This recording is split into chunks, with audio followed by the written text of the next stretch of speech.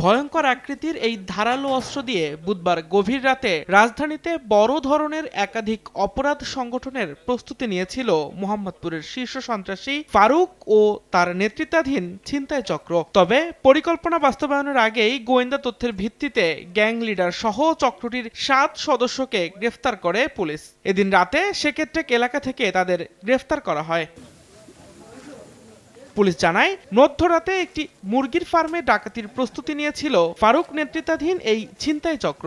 এছাড়া কিছুদিন আগে আদাবর এলাকায় কিশোর গ্যাং নেতা বিল্লাল হোসেন ওরফে ভাইস্তা বিল্লাল ও মাওরা সোহেলকে গ্রেফতারের প্রতিশোধ নিতে পুলিশের সোর্সের ওপর হামলার জন্য তারা শরীয়তপুর ও মাদারীপুর থেকেও ভাড়াটে সন্ত্রাসী এনেছিল বলেও দাবি পুলিশের। জানতে পেরেছি যে আজকের রাতে একজনকে কোপাবে, মানে যিনি ওদের এক বড় ভাই মাওরা সোহেল, এই মাওরা সোহেলকে যিনি ধরে দিয়েছে ওকে আজকের কোপাবে রাতে।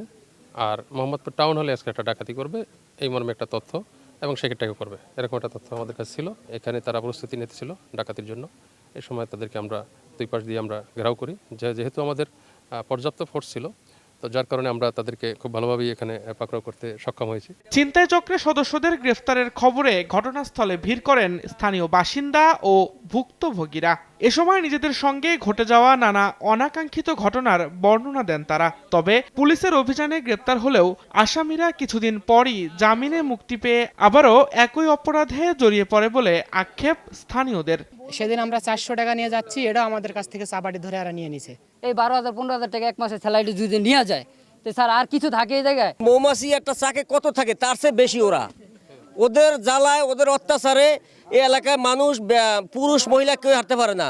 এদেরকে শাস্তি দিক যাতে জনগণ, সাধারণ জনগণ ভালোভাবে থাকতে পারে। এ সময় ছিনতাই চক্রের সদস্যদের কাছ থেকে চাপাতি, সামুরাই সহ বেশ কয়েকটি দেশীয় ধারালো অস্ত্র উদ্ধার করে পুলিশ। দিন মোহাম্মদ সাব্বির, সময় সংবাদ, ঢাকা।